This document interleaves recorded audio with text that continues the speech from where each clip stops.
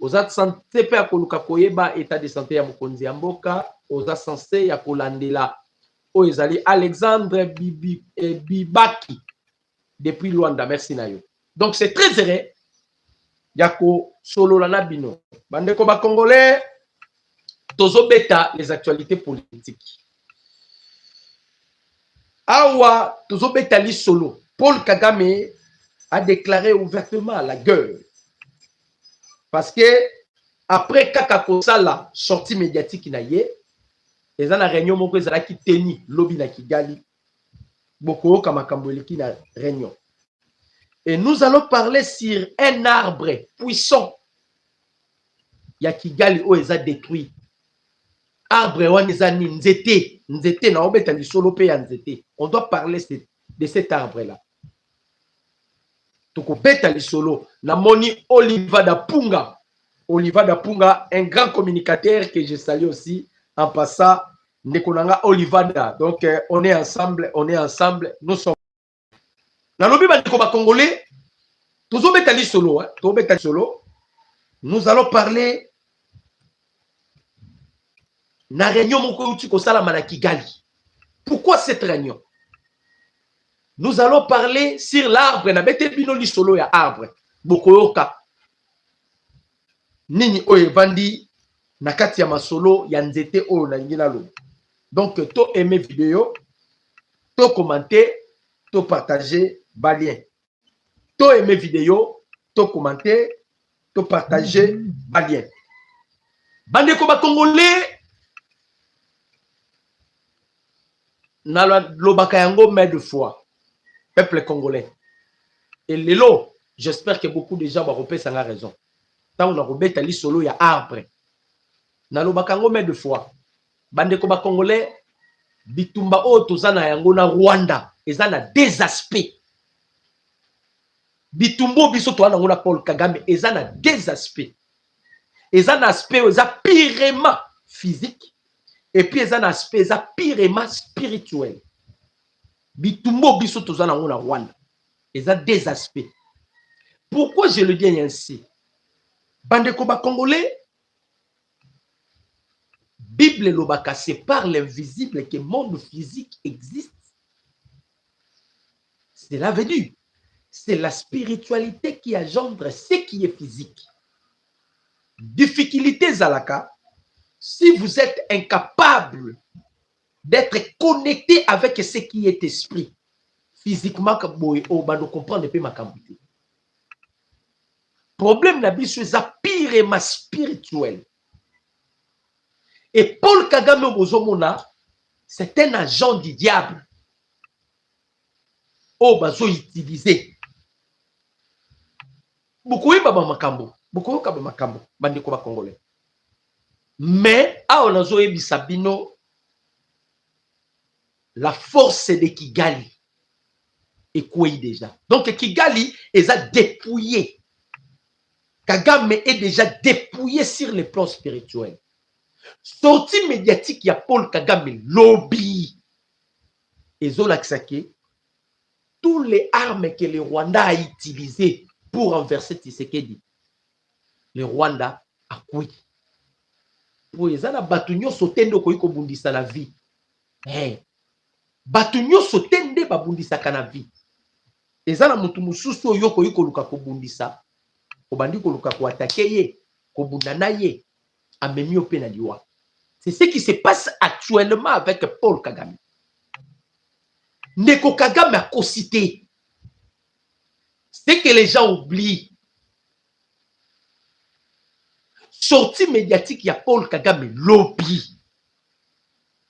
Il a cloué Corneille Nangaa. Il a cloué Joseph Kabila. Donc les M23, Bertrand Bissimo, Kagame a binisi bango na poisse. Voici mes collaborateurs. Voici mes travailleurs. Naba Minele, Kagame les a exposés hier. Quand Tshisekedi faisait des voyages, la Libanda, avez-vous des preuves? Avez-vous des preuves? Nzambala la kate. Kagame yemoko afongoli munoko na ye. Et ça, c'est un langage de guerre. Et ça, à gauche et droite, c'est un langage de guerre. Comme la communauté internationale, Bazalaka a besoin de preuves. De preuves sont là par des sorties médiatiques. Il y a Paul Kagame ainsi que son ministre des Affaires étrangères, Olivier Nduringerere. Et ça, il y a Kobombate. Ye moko na munoko na ya lobi.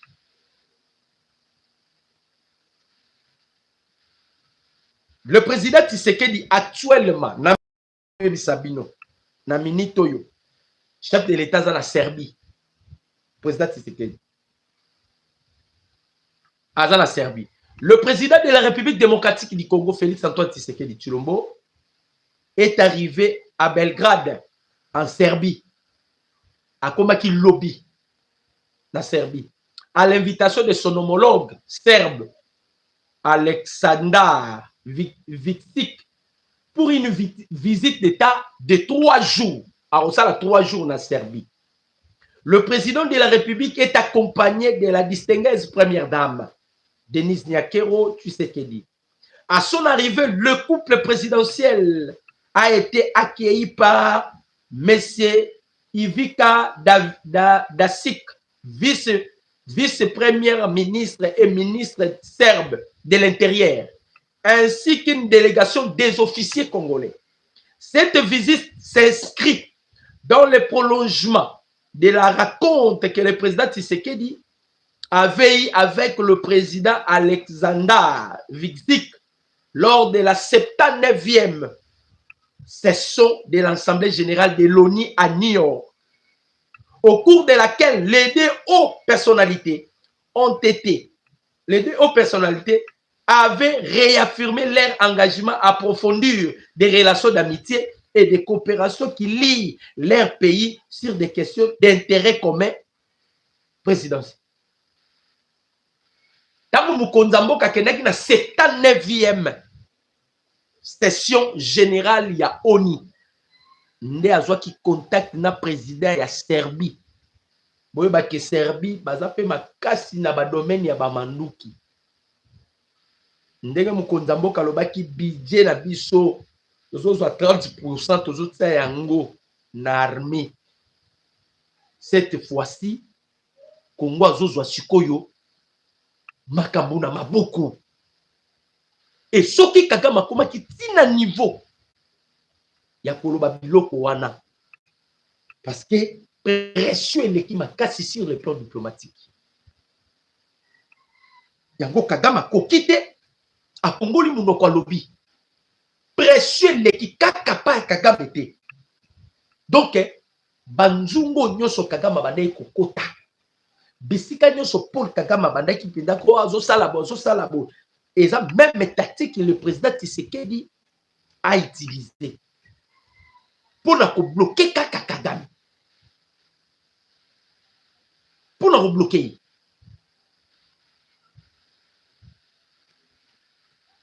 Donc, Bandeko, parmi les biloko Kagame lobaki, analyste babimisi pe loko mosusu lobaki. Na bina zobete la bino li solo nzete. Bokoyoka. Paul Kagame lobi boye. J'avais l'habitude de dire aux dirigeants congolais, Boyoka. J'avais l'habitude de dire aux dirigeants congolais que pour que nous ayons la sécurité dans notre pays et la paix pour laquelle nous nous sommes abattus pendant tant d'années, c'est une condition. La paix mutuelle. Je ne peux pas demander la paix à qui que ce soit comme une faveur. Non.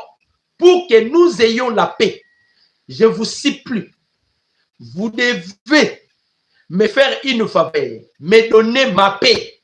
Ça, c'est un autre monde dans lequel je vis, dans lequel je ne vis pas. Je ne peux pas demander à qui que ce soit de me faire une faveur pour que les Rwandais soient en sécurité ou pour que mes droits soient respectés. Au début, je pourrais peut-être vous les demander, si vous le souhaitez, ou même vous supplier Mais si vous ne me donnez pas mes droits, alors nous nous battrons. C'est clair. Oyo Paul Kagame alobi. Ba droit na ngai. Soki bo pesinga ite tozobunda. Koloba na ye oyo soki bo landeli koloba na ye. Bandeko. Tala. Kagame a commis la souka. Il a utilisé tous les rituels, surtout le Kwekwe et Zanzete, Yakigali, où ils ont détruit la minute. Basala ba rituel, tokobet, na obet, na bisibino ke na obet la bino li solo wana. Tango kaka Kagame a sali point de presse na ye asilisi. Pour monake, ils ont système, ya passe, non, ya mot de passe. O Kagame asali et pas ya batuna obédience na ye. Oyo yazo contrôler. Parce que laisser l'esprit que Kagame a eu la difficulté de dominer, c'est l'esprit du président Tshisekedi. Pourquoi? Parce que l'esprit de Tshisekedi est supérieur à celle de Paul Kagame. Soko lobi nanga okosi na opesa okaka image moko. Bandeko. Est-ce que vous savez que ma photo peut le battre? Les images aussi parlent.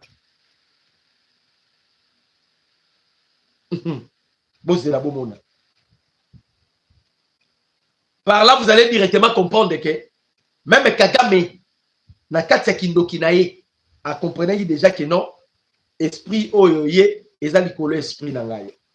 On la sabino, photo moko kaka. To aimer vidéo, to commenter, to partager lien. Ça y est, tout le monde quand je faisais des recherches sur l'information. À peine même là, tout le monde a dominé le esprit. Mais laissez l'esprit à président et à Fritoyo à quitter. Esprit à président Tshisekedi. C'est ça. La Monyango. Vous vous souvenez encore de la photo Oyo? Vous vous souvenez? Na rencontre ya président Tshisekedi na Paul Kagame. Bande konangai, bino moko botala. Ça c'est un auteur comme Kagame, un orgueilleux comme Kagame. Comment Kagame peut s'incliner devant Tshisekedi? Oyo, yango yo, photo. Comment Kagame peut s'incliner devant Tshisekedi? Comment Papa peut recevoir Tshisekedi à Telemi na kiti na po Tshisekedi à vanda? Eza biloko ya normalité. Eza makambo molimo. Eza makambo molimo. Donc, tango kaka Kagame asali sortie médiatique na ye. Boyoka, mbala moko. Kanika. Et Kaniki. A continué ces réunions. Urgence, urgence. Grande offensive annoncée par Kaniki. C'est Kaniki qui a annoncé. C'est Kaniki qui a annoncé. Allo Biboye.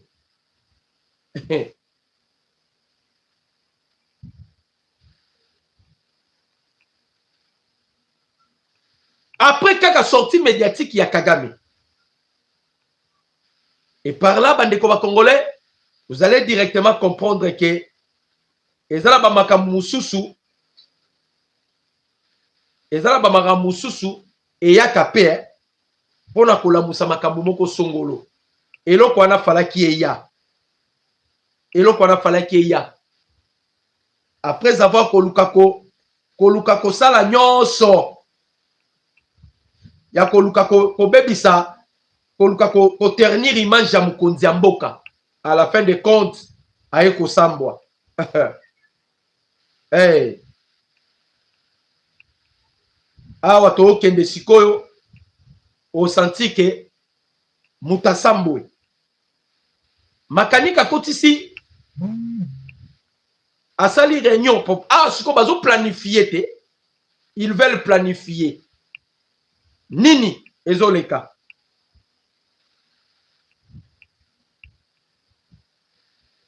Grande offensive annoncée par Kaniki et changement majeur au sein de l'AFC Bar M23.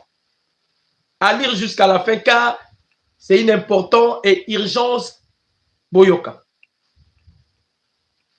Freddy Makaniki a organisé des réunions à Kigali avec le maire ici des communautés Banyamulenge et tout y vivant au Rwanda. Objet central, lever des fonds pour soutenir la guerre en République démocratique du Congo. Kaniki demande des cotisations pour financer la guerre. Bakomi kosenga mbongo. Récemment, na ute kolobela bino lisolo, il y a une dame au bakangaki na niveau ya Canada. Bakangaki a détourné kimbongo. Aza député na parti ya libéraux, ya Tridon. Hier zoka mbongo a financé kana rébellion, a financé ka rébellion, a financé ka rébellion. Alors, moi si on a bataki maboko a détourné ki 200 millions. So bandeko lukabaye ba mbongo wana détourné ki ekendaka wapi. Or que mbongo wana zwaka atindaka yango na este pour na ko ravitailler rébellion. C'est-à-dire eza système au Kagame sala a panza bango. Asiko makaniki avandi si banani ba Nyamulenge. Aosenga bango cotisation parce que mundele aopesa mbongo na yete. La Grande-Bretagne a bimisaka lisusu ba aide humanitaire te. O tozalaki nango na posa et pas ya mokonzambo ezalaki que le chef de l'État a ça la diplomatie a bloqué bisika nyonso mbongo ebimaka o epesaka Kagame lolendo parce que soki mbongo ezobima te Kagame ne peut pas faire la guerre à cause de la difficulté au sala bitumba. Mais tant que mbongo ezobima mbongo wana Kagame azozwa c'est pour financer la rébellion. Alors awa makanika akomi kosenga cotisation boyoka. Lors de la première réunion tenue il y a cela 3 semaines, Kaniki aurait demandé que chaque femme cotise financièrement pour soutenir la guerre. Que chaque mère envoie au moins un enfant pour aller combattre la République démocratique du Congo. Et ça qui est position na Kigali. Ba mama bo pesa bongo, bo zo pena bana na bino moko botina bango ba kele kobunda na République démocratique du Congo. Pourquoi basenga ki kozwa bana? J'ai parlé sur effectivité eza akokita.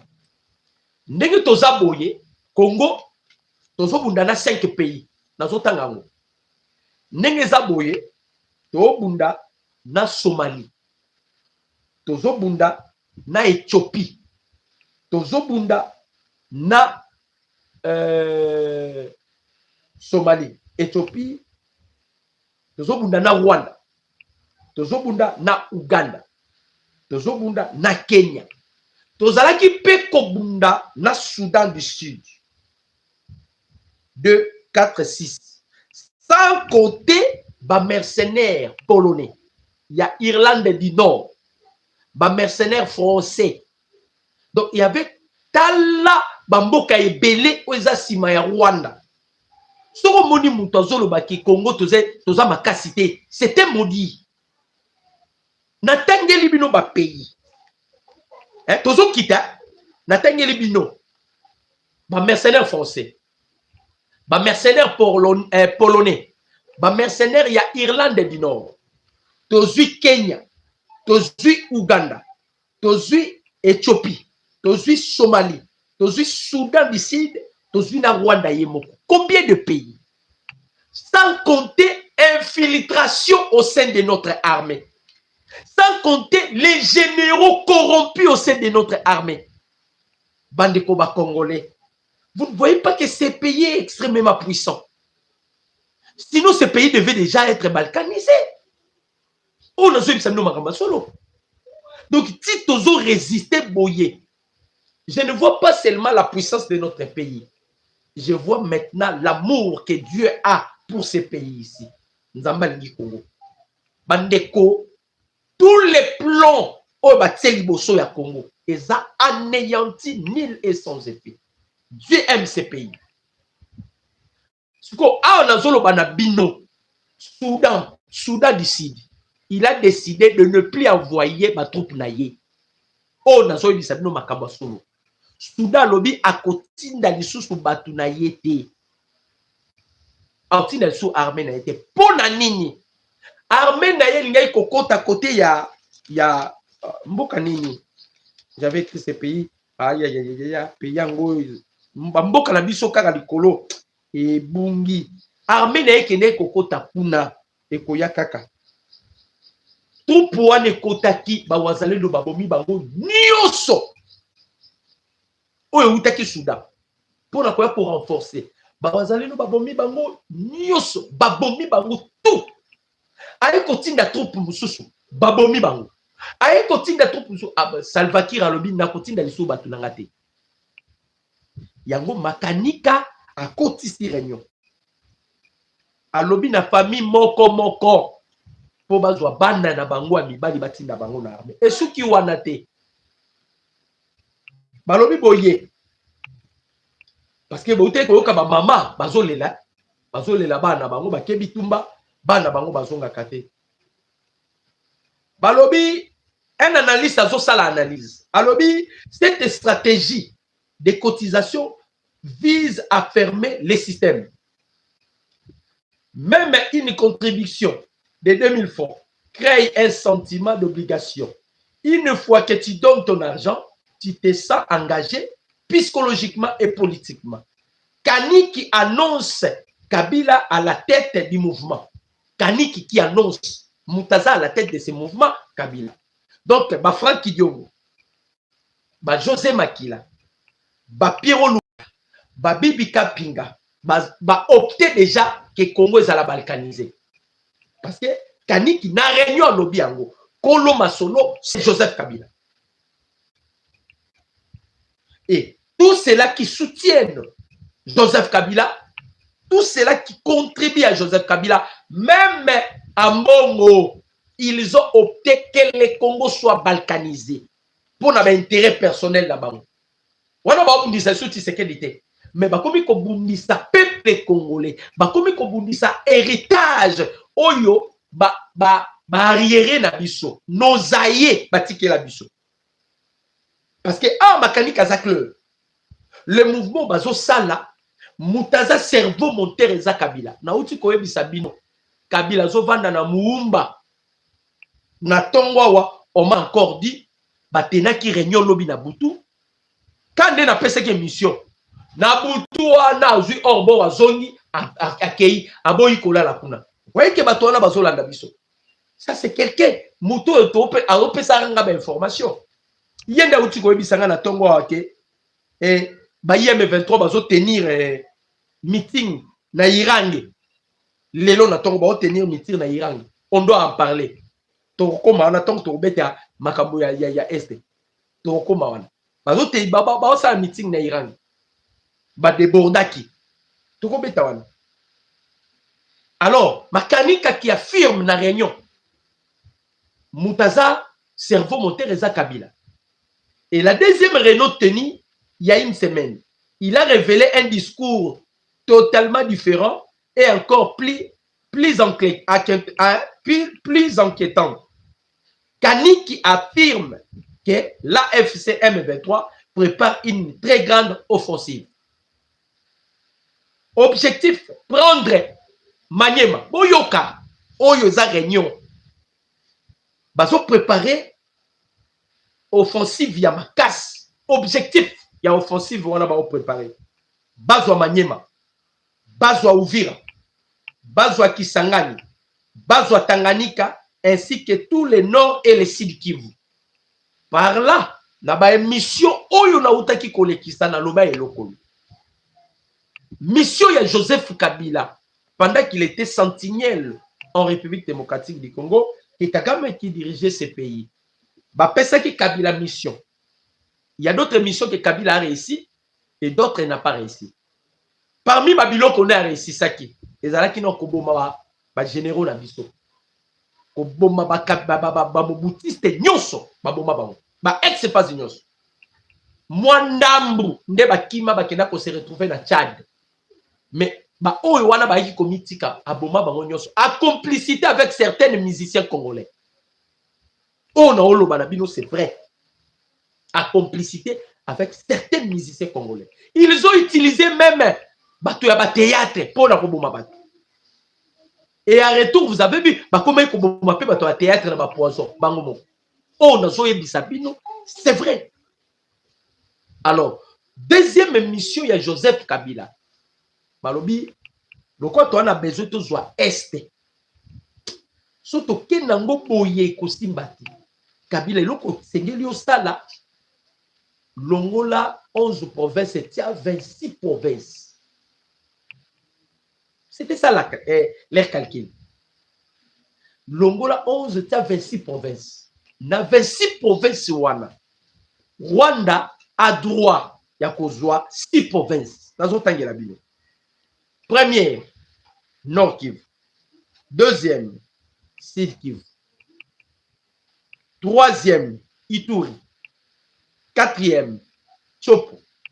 Cinquième, Tanganyika. Sixième, Maniema. Babiloko yo, Bazalaki, Palaki. Voilà pourquoi, on a réunion. Parce que tu as déjà devant Masoloti. Bitumbezo Mundaba. Bozongo ba blagité. Bozongo ba blagité. Guerre. Avec le Rwanda.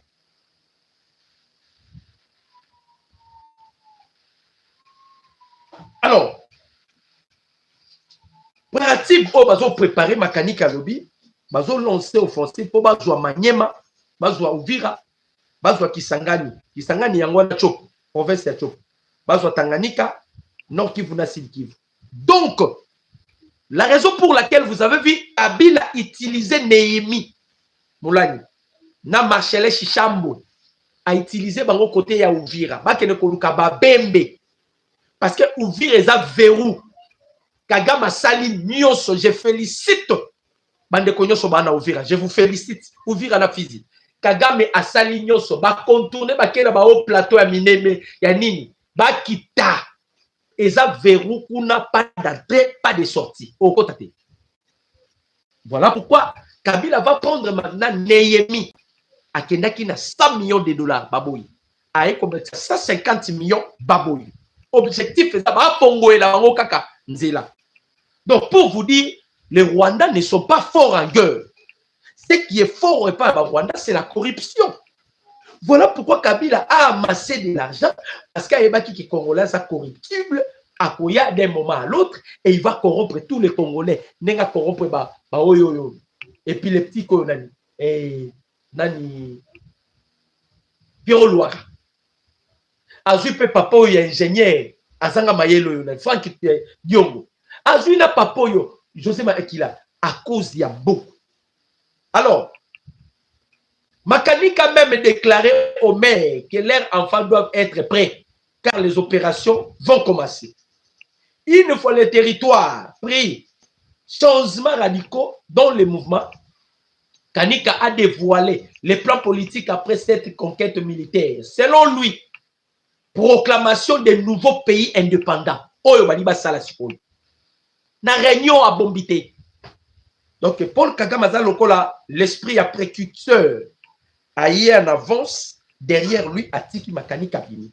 Et Makani Kate Kaniki Aza coordonnateur adjoint il y a AFC. Parce que selon plan il y a Paul Kagame, Muto Kagame Moni Ataye en tête, il y a nini, il y a République qui voit, ce n'est pas Kabila. Kagame a beaucoup plus confiance et pas il y a. On a raté peut-être aux années venues. C'est qui ici? Il a beaucoup plus confiance. Il y a nani Sultani Makenga. Il a beaucoup plus confiance. Il y a Sultani Makenga parce que Sultani Makenga, on dirait. Bazana moi ba parenté.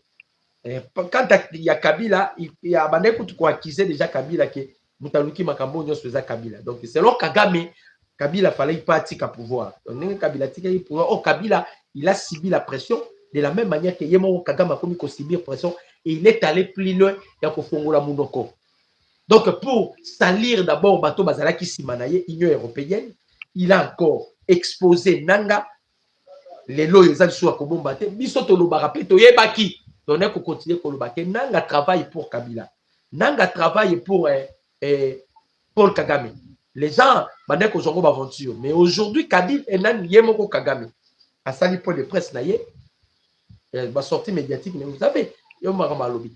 Alobi sobo pesinga kimiate Torobunda. On dirait qu'il y a encore Bunda. Donc, il compte dans Babylone qu'on les a simanaye. Il compte dans Babylone qu'on a. Alors, il va proclamer Babylone quoi? Babylone parmi Biloko Bazosala. Makanika a révélé qu'il va proclamer un nouveau pays indépendant. Il avait prôné sur un état fédéralisme. Un état fédéral, pardon. Donc, il parle sur le fédéralisme. Un état fédéral. Objectif serait de présenter ces territoires comme des entités autonomes. Bisika nyonso bazui, baniba komisa yango autonome.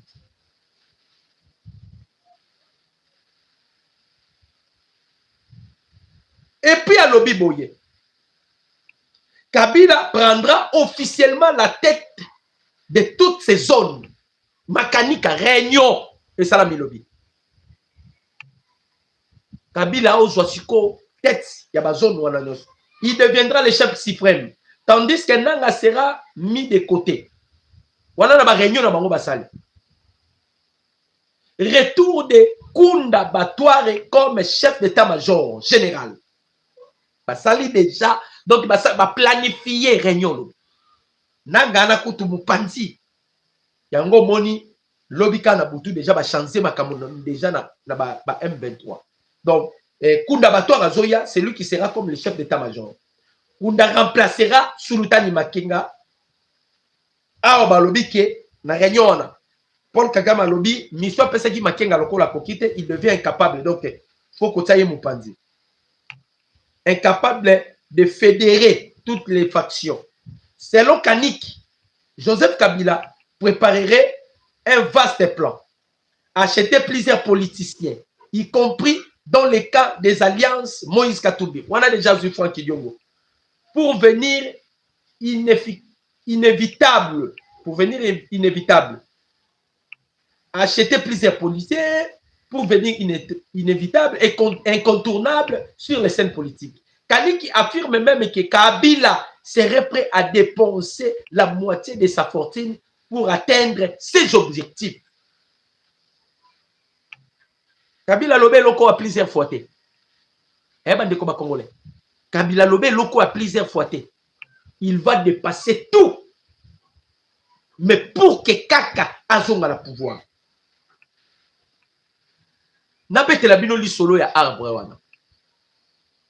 Parce que bateau va informer nga si cet arbre et ça bateau yo ba kenda kiti kigali. Oh non, il s'habille nous vrai. J'ai un correspondant à un champ de bataille. Fallait écouter tine la ba photo, bon la ba photo à Kabila. Parce que na ABC kaka so kangi photo otindi o effacer téléphone no faut même ba numéro na ngai za nango ata quelque part aux nango na téléphone était on nous suit partout. Alors c'est ce monsieur qui m'a dit ce matin alobi l'ennemi a débordé à partir de Kigogo boyoka à partir de Kigogo babi ennemi a commis qu'on se diriger vers village moko Nzenzo. Donc aningaki akende tina baluka ki bakoma tina Irange. Na Irange, c'est là où se trouve toute la population de Kasika. O bakimaki Kasika, o pe bakimaki na Mwenga centre. Bake bango nyonso ko se réfugié wapi na Irange. Or na Irange wana eza lisusu esika moko boye, eza zamba munene, c'est tout un forêt. Bango de bazo contrôler yango. Mais eloko bazo déplorer. Qu'est-ce que les M23 font? Bazo joie bateau ba peuple autochtone, ba peuple natif pardon, ba oyo ba yebinzela. Alors c'est ce que des Congolais de baola sa bangonzela. Eloko ezo sala passe. Ba Congolais de baola sa bangonzela. ils utilisent ba congolais de ba ola tsamonde là. Siko ba lobby côté à Iran qui wana c'est là où se trouve la population. Côté à qui o ba kimaki na ba mwenga. Soko tiki Iran go matio komona kalama. Okokota mamona kasika parce que bango nyoso ba kimba zongo. Siko na Kamituga qui est à 40 km na Mwenga centre na Kamituga. Kamituga est à 60 km na na Kasika. Na Kamituga, il y a eu des rebelles M23. Balati bateni na biso. Bateni na biso. Ba obi on dirait baza ya biso mais baza ya biso te. Ba ke ko piller na Kamituga. Ba piller mais ba bominde ba tuté mais ba piller kak. Bakimi. Alors bango bakendaki il y a un arbre nzete moko boye babenga yango kibaguro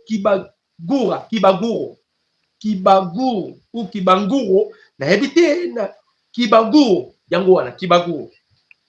Et là nzete moko boye spirituel. Roi Kigeri ya Rwanda azwa mabele na biso ya Congo akenda na nzete wana kibaguro akanga mabele ya Congo asala ba rituel na nzete wana asala ba rituel aye lisusu azwi drapeau akeya sali ba rituel na nzete wana. Bandeko bloc moko ya ba wazalendo parce que ndeko azoko confirmer ngai alobi ezana ndambo ya bango bazala Kigali parce que bango pe balobaka munoko ya ba Rwandais bakendaki wana bamonaki nzete yango tango bamoni nzete yango bango pe basali ba rituel tango basisi osala ba rituel bazwi kaka mabele na biso balongo kande baolongola mabele nzete ziki sur place. Donc Kagame que vous voyez wana Kagame wana atikali engongolo ya pamba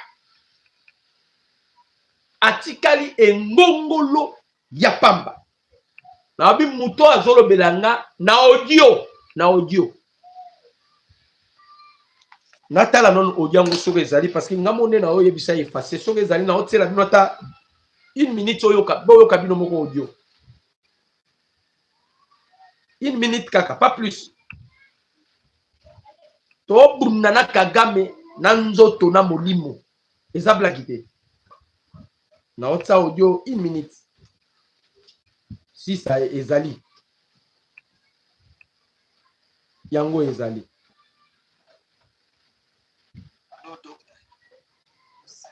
bon oyo kango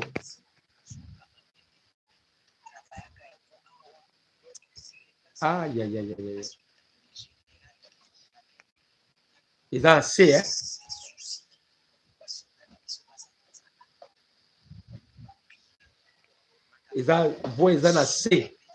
ils ont assez en tout cas ce qu'on a besoin audio on a moni à supprimer qui me le quoi on a bien na tala qui on a tikali nango ce qu'on a besoin audio nango ba te belé ba ko melangai na ba commentaire bo na on a difficulté na pesaka numéro na ngai numéro na pesaka peut-être si vous avez une suggestion au communinga na numéro na ngai ya WhatsApp so ko komina numéro na ngai ya WhatsApp c'est alors au mona je vais vous répondre et na repeso pe oyo oyoka que ba Rwandais ils ont fait des rituels pour notre pays mais à l'heure où je vous parle ba rituel na bango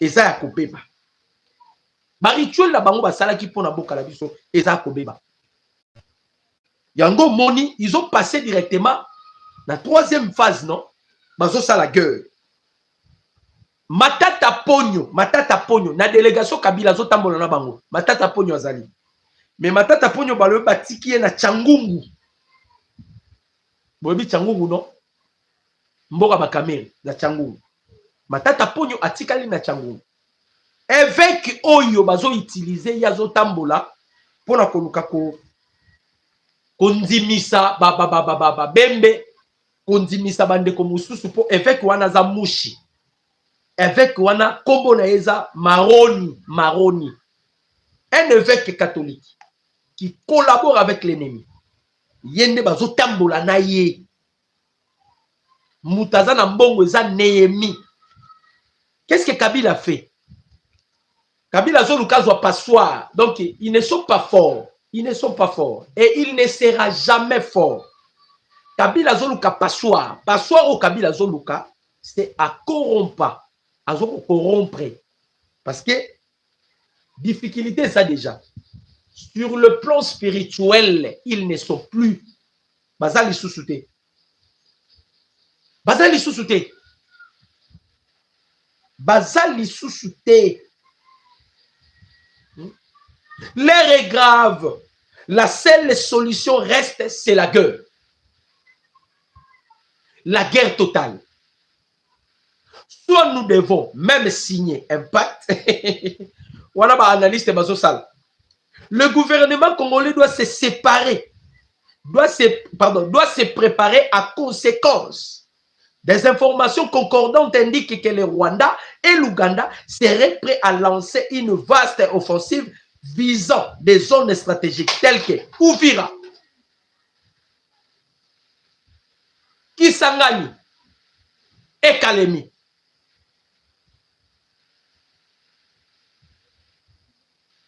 Uvira, Kisangani et Kalemi. Wana na Uganda, na tangeli bino na ba pays oyo baza sima.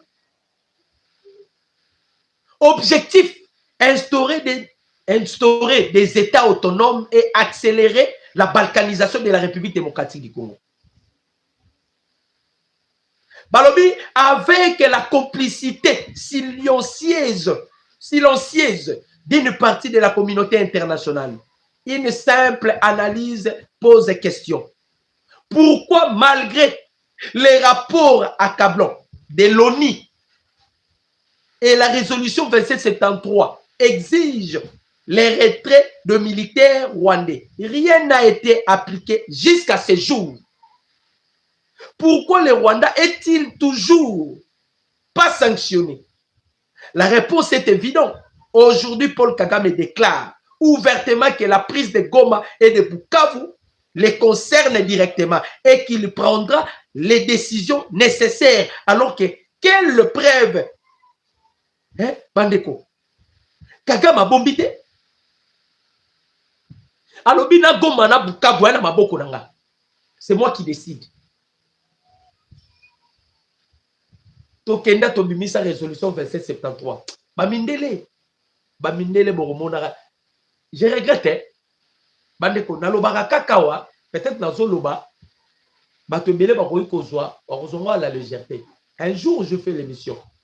Na yebisi bandeko ba congolais na bi bino bozo ba nationalité française. O ba belge. Bandeko mikolo eza koya bakobenga na bino na bapoto. Na banda kolobelo ko kala, même na ba chaîne on azalaki liboso avant même na sala chaîne na bino Dota News. Na banda kolobelo ko. Bobi bakabozo le kana Belgique. Na quartier Matonge eza quartier na habité na Belgique. Quartier Matonge. Eza quartier Benin. Ou quartier Matonge ou avenue Matonge, ou quartier Matonge na Belgique. On ne veut plus des Noirs, on ne veut plus des Congolais. Bon, mais il y a déjà des Congolais en Belgique. Les Belges, les Congolais, les sous-soutés. Moutema qui fiafita. Pourquoi Tshisekedi va donner pourquoi Tshisekedi va pencher seulement aux Américains?